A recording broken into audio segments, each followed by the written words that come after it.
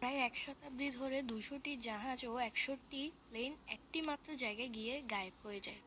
সমুদ্রের সবচেয়ে রহস্যময় ও অভিশপ্ত একটি জায়গা বারমুডা ট্রায়াঙ্গল, যেখানে গেলে ফিরে আসার চান্স খুবই কম।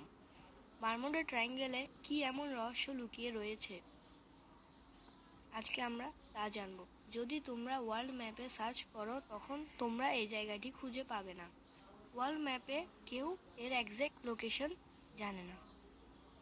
মনে করা হয় এটি 1.3 মিলিয়ন স্কয়ার কিলোমিটার অথবা ৫ লক্ষ স্কয়ার মাইলের মধ্যেও পড়ে। এটি দুটো জাপানের সমান বড়।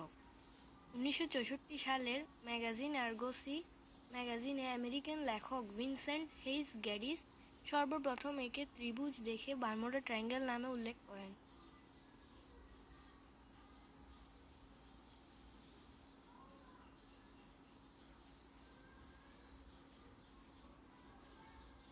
কারণ এটি বারমুডা থেকে ফ্লোরিডা হয়ে পিউর্টো পর্যন্ত।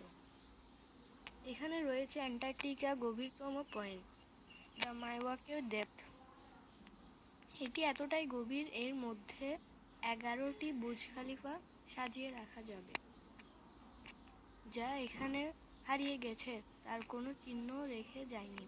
5 ডিসেম্বর 1872 ব্রিটিশ শিপ অ্যাজোরেস থেকে ৫০০ মাইল যাত্রা করছিল। যাত্রার মাঝখানে ডেভিড মোরহাউস ও তার সাথীরা একটি জাহাজ দেখতে পান। কাছে গিয়ে দেখে এটি মেরি সেলেস্ট। আর এটা হলো সেই জাহাজ যেটাকে ১ সপ্তাহ আগে নিউ ইয়র্ক থেকে জেনুয়া নিয়ে যাচ্ছিল তারই বন্ধু বেঞ্জামিন ব্রিগস। এর পথে ছিল বারমুডা ট্রায়াঙ্গল। ক্যাপ্টেন মুর যখন সিগন্যাল পাঠায়, মেরি সেলেস্ট কোনো উত্তর দেয়নি। সেই তার কিছু ক্রুকে ভিতরে পাঠায়। তারা দেখে সব ঠিক আছে, কিন্তু ৭ জন ক্রু, একজন ক্যাপ্টেন ও তার স্ত্রী ও তার মেয়ে গায়েব। ওর ভিতরে রাখা একটি লাইফবোটও গায়েব। জলদস্যুর দ্বারা আক্রমণের কোনো চিহ্ন নেই। তারা এখন রহস্য রয়ে গেছে। এর উপর ডিসেম্বর 1945 ৫ তারিখ ৫টি বোম্বার প্লেন ১৪ জন ক্রু নিয়ে যাচ্ছিল। ১৯ মিনিট ওড়ার পর প্লেনের সমস্যা দেখা দেয়। ফ্লাইট লিডার চার্লস রেডিওর মাধ্যমে বলে, এখানে ওয়েদার খুব খারাপ, কম্পাস কাজ করছে না। এরপর সব প্লেন গায়েব হয়ে যায়। এরপর ২টি রেস্কিউ প্লেন পাঠানো হয়, তার মধ্যে একটি গায়েব হয়ে যায়। এই ৬টি প্লেন আজও খুঁজে পাওয়া যায়নি। এর জন্য বিজ্ঞানীদের কিছু থিওরি রয়েছে, যেমন মাড ভলক্যানো। মাটি থেকে ভলক্যানোর তাপ মিথেন গ্যাস